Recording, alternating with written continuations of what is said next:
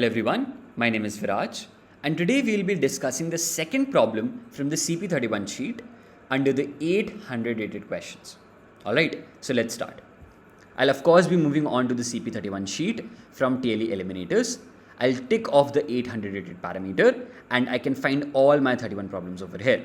So this is our second problem, line trip, and this is our clickable link. Let's go. Alright, so let us read the problem. There is a road which can be represented as a number line. Alright, you're located in the point 0 of that number line and you want to travel from the point 0 to the point X and then back to the point 0. Now you travel by a car, of course, and this car spends 1 liter of gasoline per 1 unit of distance traveled. When you start at the point 0, your car is fully fueled. That means it contains maximum possible amount of fuel. So whatever, let's say, is the capacity of that particular fuel tank, I can say it's fully filled. Now, what are they saying? They are saying there are n gas stations located at points A1, A2, so on till AN. When you arrive at a gas station, you fully refill your car. So this is very important. If you arrive at a gas station, you fully refill your car. You go to the full capacity. Now note that you can only refill at gas stations and there is no gas station at point 0 and point X. Alright. You have to calculate the minimum possible volume of the gas tank in your car in liters that will allow you to travel from point 0 to X to the point 0 back. Great. So this is basically a requirement. I want to get that initial capacity declared as an answer where I think using this capacity as initial capacity or the maximum capacity of my gas tank, I'll be good to go. Alright, so let us try to generalize and understand this problem. Alright, so I'll take up a page over here. So what are they saying that's given to us? They are of course saying that there are some points. So I'll call this array A. The points are basically like point A1. Then you have point A2, A3, so on till AN. So these are the points. And if I try to imagine a number line, so let's say this is my number line. Alright, this is my number line. This starts with the point 0, ends at the point X, and then these points are somewhere in the between. So they start in order manner, let's say A1, A2, A3, A4, so on. Then you have this AN point and then the point X. And then of course you are using a car. So I can draw a car over here, a simple car. This is my car. Okay. This is my car, 2 wheels. And this car initially has a capacity. So I'll call this capacity. This is the gas tank. Let's call this gas tank value as like gas tank's capacity as C. All right. Now, of course, there are made some gas stations everywhere. Those gas stations, let's say this is a gas station. This is a gas station. This is a gas station, and so on. You have a gas station. Now remember, this gas station is not present on the point 0 or on the point X. Not at all. Not present at all. Now let's try to simulate what they're trying to say. They're saying, okay, you as a person are going to sit in this car. You are going to travel from 0 to A1, then A1 to A2, A2 to A3, so on. Then AN to X. This will be saying I reached from point 0 to X, then back, X to AN. AN to AN minus 1, A4 to A3, so on, and reach over it. So this is this green path that you want to simulate. Go from 0 to X, X to 0. Now to do this, you're using a car. Car, of course, utilizes that fuel, that gasoline.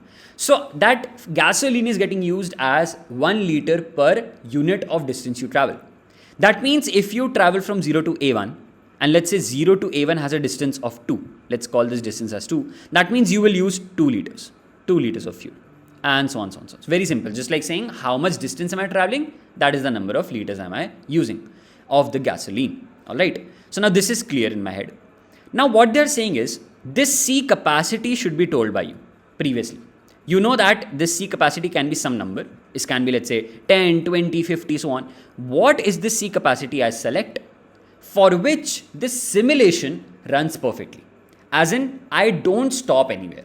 I don't stop anywhere. When I say I don't stop anywhere, that means I don't stop anywhere in the middle of the road. As in, if let's say I stop at point A1, I'll be good to go.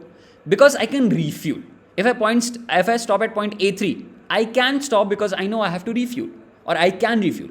But if let's say you stop at this point, or I'll draw this with red better. If let's say you were traveling from A1 to A2 and you stopped at this point, meaning you are no longer having more amount of gasoline to travel. Will you be able to do anything if you stop at this point? Like somewhere in between A1 and A2. It's kind of deserted, right? You don't have any gas station now to refuel yourself and your gasoline is totally exhausted. Can your car travel anymore? No, you'll be paused. So this is what they're trying to ask. If you're simulating this 0 to x to back to 0 movement, what is that minimum C capacity I select of my gas tank so that when I simulate this process of refueling everywhere I want, I never stop at somewhere I know I cannot go any further. I want to fully simulate 0 to x to 0 back sort of a traveling. Alright, so this is the problem basically. Now let's try to look at this with some test case. So they have given a test case 3, 7. So they have said over here 3, 7. That means this is basically the number of points. N is 3. Then 7, this is basically saying that x is 7. You can say x is 7 over here. Alright. And then the points they have said, x is 7. Points they have said is 1, 2 and 5. So let's try to draw this. This is my number line. 0.7, 0.5, 0.2, 0.1 and this is the 0.0. And then I have a very good car with me, 2 wheels, and I want to travel. So, of course, the answer to them, let's try to cross-verify the answer. They are saying the answer is 4. That means if this space fuel capacity in this car is 4, then I'll be very good to go. How? Let's try to simulate. If you have 4 fuel capacity fully filled right now, you start off, like I'll call this, let's write this like this. I have the fuel capacity. Let's call this as C. This is my current capacity, 4. Now you travel from 0 to 1. You utilize 1 liter of gasoline. So you can say this gets reduced to 3. Yes, because you can say 4 minus 1, that's 3. Now at this one point, can you refuel? Of course, this has a gas station. This has a gas station. Let me refuel. So this goes back to 4. Now let's move from 1 to 2. I totally used 1 liter of gasoline. Can I refuel back? Yes, I can refuel back. Goes to 4. Then from 2 to 5. Alright, this is a very big distance. 2 to 5, 3 liters of fuel. Why? Because you know the distance from 2 to 5, this is 3. So I can say it goes down to 1 liter because 4 minus 3 is 1. And then again at 0.5, can I refuel? Yes, I can refuel. Back to 4. Good to go. Go from 5 to 7, use up 2 fuel. Come back from 7 to 5, use up 2 fuel again, you have 0 gasoline left. But again, because you have reached a point where you can refuel again, go back to 4. Then back distance, go to 3, but refuel again, go back to 4. Go to 1, back to 3, but refuel again, back to 4. And then go to 0, you are totally left with 3 gasoline, and at 0, of course, you don't have any gas station, so you cannot refuel. But the argument is, yes, you were able to simulate 0 to x to 0 back. Alright, so I hope the test case has now become very clear. Now let's try to understand the input. So they are saying that test cases would be in 1000 number. Alright, and they have also said something at the very top that time limit per test case is 2 seconds. Alright, so what do we mean by that part? So we can say that I have been given a total of, like I know that in 1 second basically, I have 10 power 8 operations I can run. Yes, 10 power 8 operations I can run. So in 2 seconds, of course, I will have the capacity to run 2 into 10 power 8 operations. Now, every test case, like for every test case, the time limit is basically, for every test case, you know that you have total of 1000 test cases. Or you can say, not every test case rather, you can say total number of test cases generally you can say is given 1000. So now if 1000 test cases are there, what about the time per test case? Can you see the time per test case would be basically 2 into 10 power 8 upon 10 power 3, which is 2 into 10 power 5. Now why am I calculating this? This is very important to get an idea of the expected time complexity before I start the problem. Before forming any idea in my head, however I'll solve the problem, I need to know what's the upper bound on my solution. How far can I go before I think I will get a TLE? That's the question. So now I know 2 into 10 power 5 is something I can go to an upper extent. Now, n, that's given in the problem. Let's assume that the time complexity is dependent on n. So can I create a solution that's in O of n cube? Yes, I can. Because n is given in 50 order. So n cube will approximately be, like, it can actually be 125,000, which is like 125 into 10 power 5 order. Now, what is the order allowed? It's 2 into 10 power 5. What is the order you're getting? 1.25 into 10 power 5, which very clearly depicts that O of n cube will surely run. Yes, it will surely run. Now, if O of n cube runs, will anything below this run? Will O of n square run? Yes. Will O of n run? Yes. Will O of n log n run? Yes, it will run. So what does this hint towards me? I know that if I create a solution, I have an upper bound of n cube. So I can maybe write a very brute solution, it will still work if I create something in n cube. But do I want that? The argument is this. No, I actually don't want that. Maybe if I can, I will create a solution that runs faster than this. But in my head, I know that even if I go to this limit, I'll be good to go.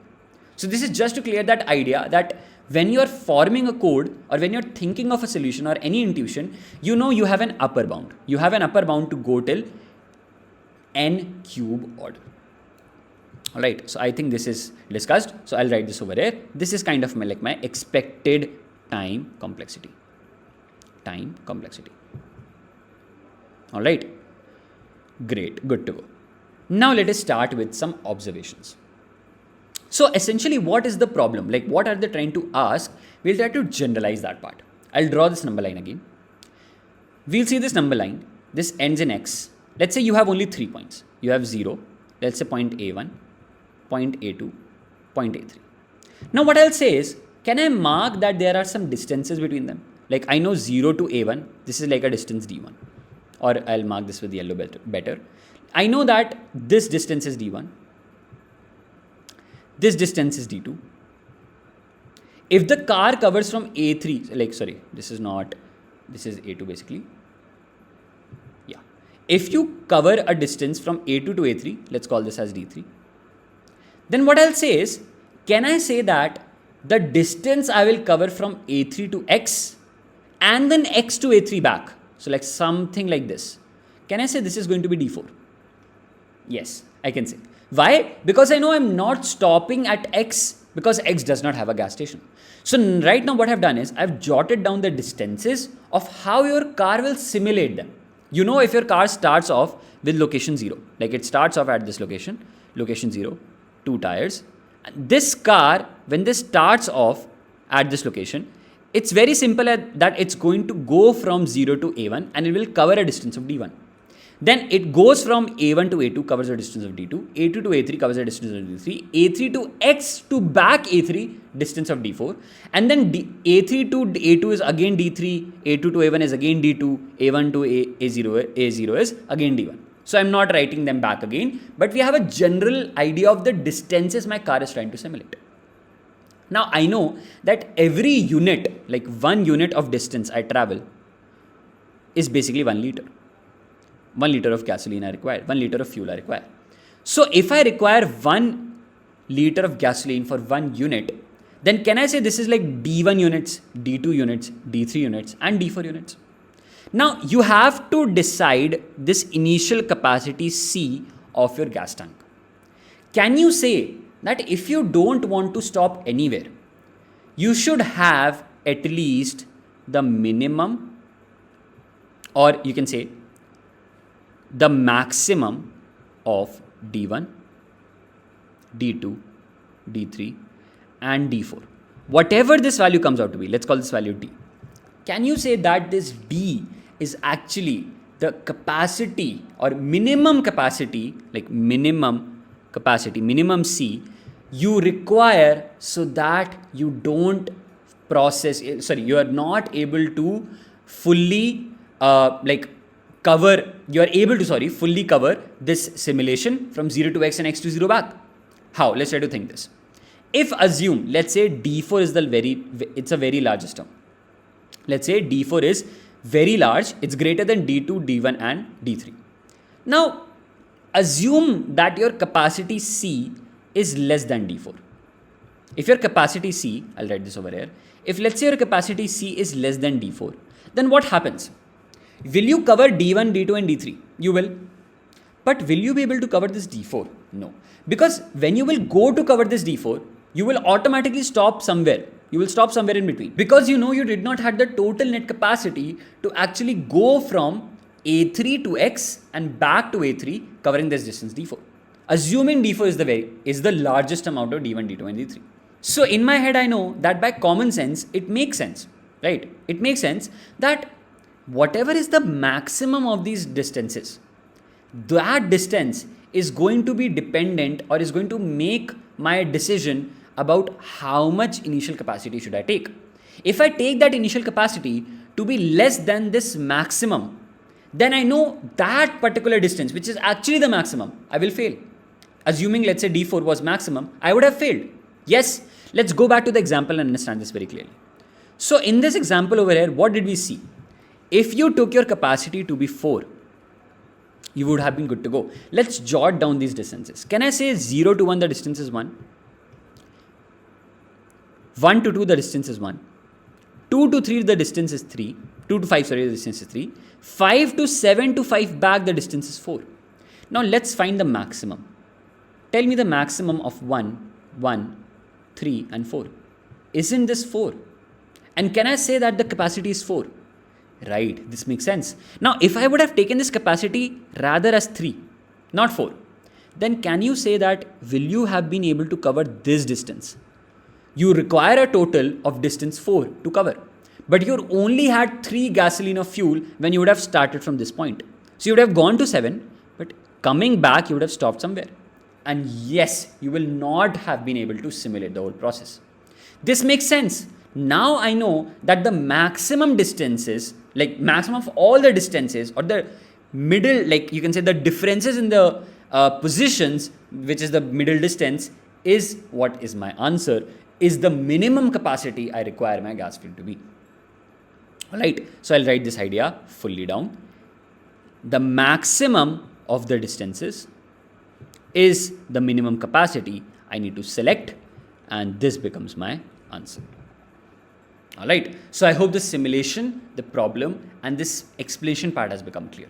Now, you can of course take your pen and paper and try to do some manual case checking, and you will definitely realize that yes, by common sense it makes sense. I need the maximum distance. If I don't have a capacity that's greater than equal to this maximum distance, then yes, I will never be able to cover that maximum distance. I will somewhere stop in the middle. My car is going to fail. I will not go from 0 to X to 0 back. So now let's try to look at the code part to actually understand how can we take this idea and implement it, finally get an AC. Alright, so I'll open up the code for you. This is how the code looks like. What we'll see over here is you take the input of T, then you take do a while loop in the test cases, then you can take the input of N and X, then I'll create a points vector right now. I don't declare any size to this. And then I push back the first point, that's point 0. So basically I want to simulate this number line. So this is the point 0. I'll push back the point 0 in this. Then I will run a loop from 0 to N, take the input of each and every point that starts coming, A1, A2, A and so on, and I will push back that in the points array.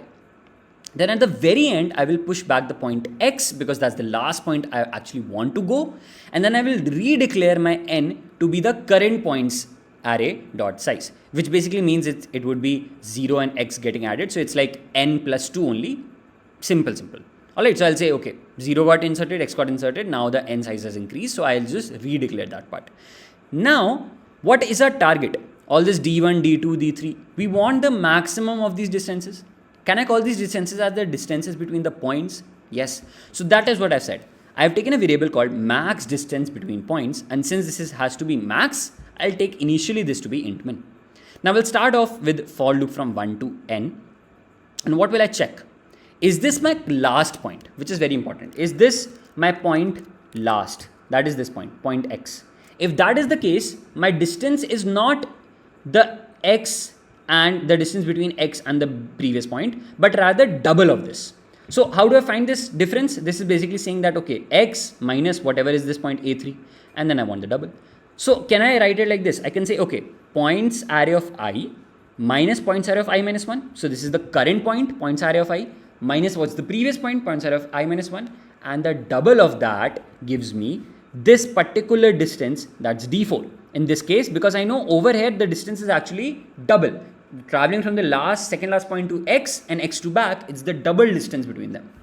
But if there is any other point, I'm standing at any other point, as in a1, a2, a3 and so on. I have skipped the first point because the loop starts from 1. I know that the difference in the distance is simply this point, that's the current point, and the previous point, whatever is the difference, that's actually my distance. So I don't need to double it, it's directly straightforward. So I'll say, okay, the maximum distance between these points has to be maximized with this points array of I minus points array of I minus 1. Alright, so this gives me my whole idea behind the problem, and then when I finally print this, I know for sure that the maximum distance between these points is actually the maximum, like it's the minimum fuel capacity I need to declare for my gas tank. I know that if I declare anything below that, I will never be able to cover that maximum distance. It's going to be a problem. I need to sort that out. I need to make sure I am able to simulate the case. So this becomes my answer. Alright, so fairly simple problem now that you get the idea behind how are we trying to simulate this whole solution. Alright, and let's discuss the time complexity now. So you have, of course, you can say a for loop over here. So this is basically like n complexity. And then you have n complexity again, which is over here. That's the O of n again. So can I say that the superseding term is basically simply saying that the time complexity is kind of dependent on O of n? Yes. And now what is n exactly? Like n in the problem is only 50. So you basically achieved a O of n order, which is of course very nice. We could have gone till n cube also, still have worked, but O of n is definitely good to go. So I don't get a TLE at all, because this gives me simple, you can say O of like 50 order, which is simply like 50 iterations. Good to go, gets you an accepted solution, not a TLE at all. What about space?